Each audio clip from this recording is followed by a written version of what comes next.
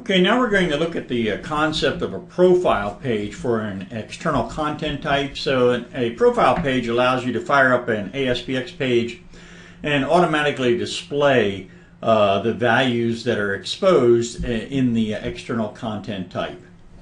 So we're going to start from scratch here, and what we've got down here is the first thing we're going to do is open up our site, and I'll be pausing off and on.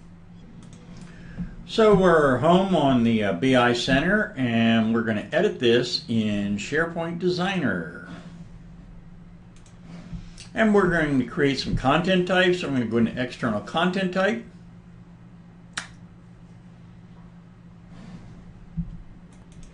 And there's my employees. I'm going to create a new external content type, and I'm going to call this new external content type student orders. And generic list is fine, and I need to discover that. I don't need demo anymore, so let's go through and delete that out. And we'll add a connection, and it's going to be in the SQL, of course. And we'll say OK, and database server, let me fill this out and pause it. And I'm connecting into my server, Mathino Group member server, Mathino Group student with my identity.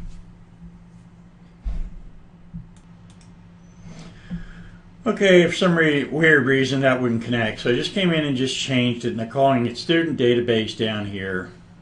So I'll expand out the tables. We've done all this before, but I just want to do it slightly differently here. So what we're going to do is we're going to take orders down here. I'm going to right click that, and I'm going to select a new read item operation, and an operation name, this is fine.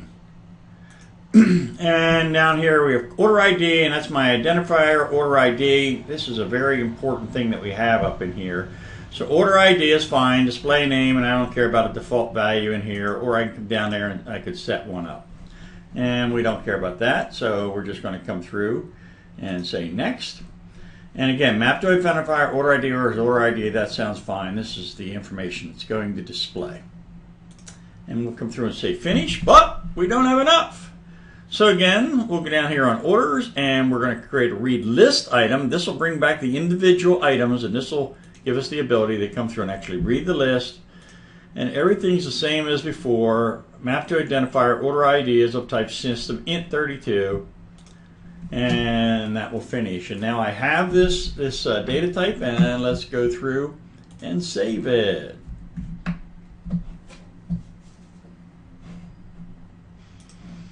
Okay, now in order to make that work, we've got to configure some things. So I'm over in Central Administration, and I'm going to go into Manage Service Applications, and I want to go into the BDC service. All right, and as you see, there's my new database that I just, or my new external content type that I just brought on down. And what you have to do up here is this configure. We're going to go through and configure, and we need to enter a site. And I've already got one set up here, but I'm going to delete that out because I want to show you what I did there. So I'm going to cancel out of that, and we have to come through and we have to create a site that will hold these ASPX pages that we're creating. So again, if we go over to Central Administration and we go into Create Site Collections, I'm going to go ahead and do this and create a new site up in here. I'm going to change this down into the Sites collection, and I'm going to call this Profile Pages. Sounds fine, and I'll give it a title, Profile Pages. Sounds fine. I could create this in a new site collection. As a matter of fact, you might want to take a look at doing that, but whatever, at least a new site.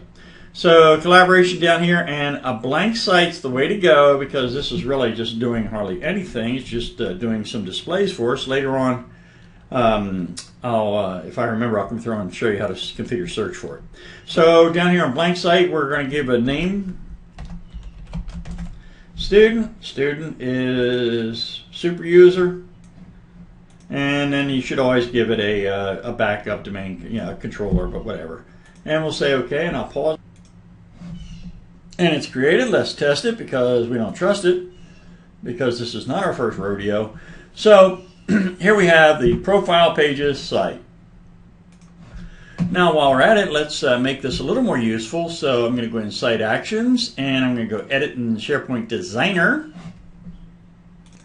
All right, and now that site is up in SharePoint Designer. Let's go into External Content Type, so it queries the server.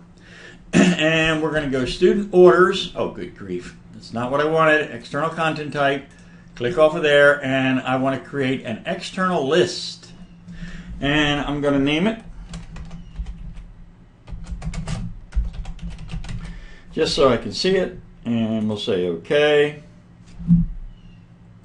Cool, now let's return over to our site. And here's my externals list, and if I click it, the green spiral of death, and here's everything coming on back. All right, now let's go through and set up the profile page. So this is the site I want to use. I'm going to copy the URL, Control C.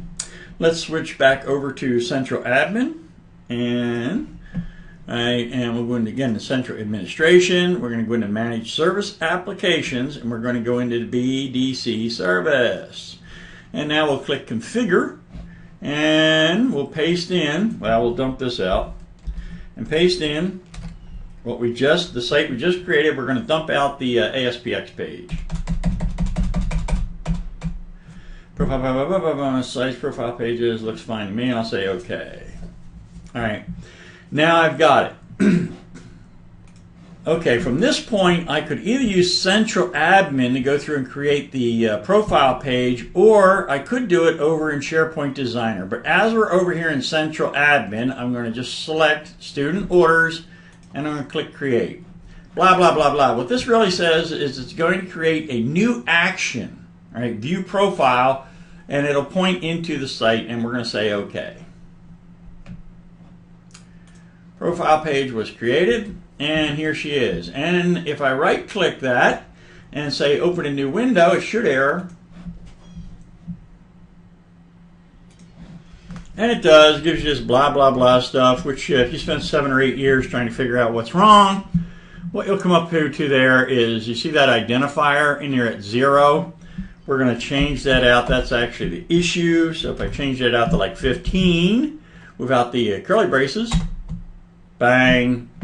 See, all the profile page now retrieves all of this information. Okay, and we can go through and we could further design this and add, modify this page, which I probably would suggest doing, so that we could pass in order IDs and bring that information on across. But now you've got yourself a profile page.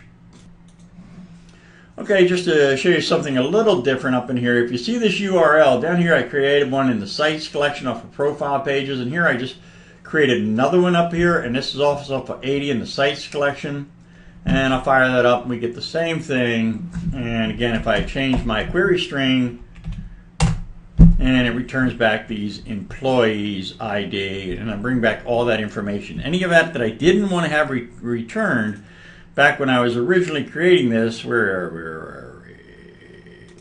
in SharePoint Designer, when I came through and created the external content types and student orders, operation design view, and operation order read. All right, if I didn't want to return something in here, I would go through and I screwed that up. Initially create it. Here we go. So I don't want to bring back, and I would come through, and whatever I didn't want to bring back, I would just delete those on out and cancel. Very good. So there's your profile page. So remember, what you need to do is you do need to configure over in Central Administration. All right. Well, first off, you need a subsite. So if we go over and we take a look at Central Administration, if I can get that up and show it to you. Why don't we do this? Favorites, Central Admin. There we go. In Central Administration, you need to come through and configure Business Data Connectivity Services and configure this up here. And on that configure, you need a website. So you'll come through and create a website, create a blank website. It can be a standalone site or subsite, whatever you want to do in there.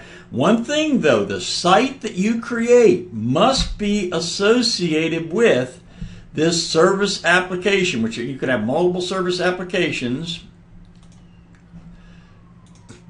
So the site that you create has got to be associated with this BDC service in here, right? So in your site associations. So then you go through, you create the site, make sure she's associated in here, then go on over, create the content types, and generate the page. And remember, when you generate the page, you come through and you get this really irritating little error up in here. That's just your query string. And you got to come through and you can add other web parts to configure that.